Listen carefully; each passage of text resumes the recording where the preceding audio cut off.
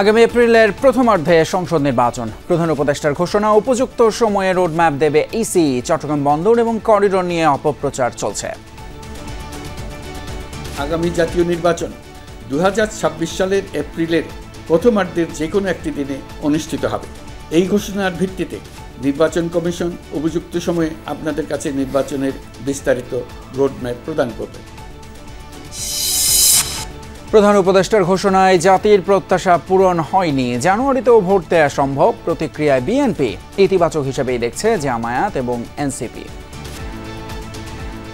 এই বিষয়ে আমাদের প্রতিক্রিয়া হচ্ছে যে জাতির প্রত্যাশা পূরণ হয়নি। প্রতিশ্রুতি দিয়েছেন, একটা ধারণা দিয়েছেন, আমরা সামগ্রিকভাবে এটাকে ইতিবাচক হিসেবে দেখছি এবং সাধুবাদ জানাচ্ছি।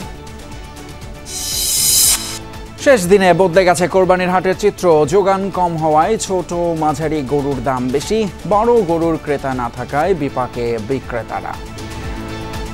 গরু নাই, কেনা বেশি হয়ে গেছে আগেই। গরু কম হাটে আর কি, গায়ক বেশি, মানে ক্রেতা বেশি, এই জন্য আর কি দাম বেশি। গতকালকে বিক্রি করছিলাম 2টা, আজকে 4টা বিক্রি হয়ে গেল। আজকে কিনলাম, মোটামুটি দাম বেশি মনে হইতেছে।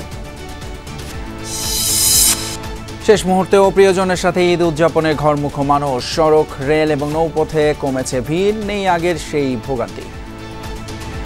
গাবতলী থেকে নিয়ম মতো অনেক সিটি পাওয়ার কথা, অনেক টিকিট পাওয়ার কথা, আমরা অনলাইনে একটা টিকিটও পাইনি।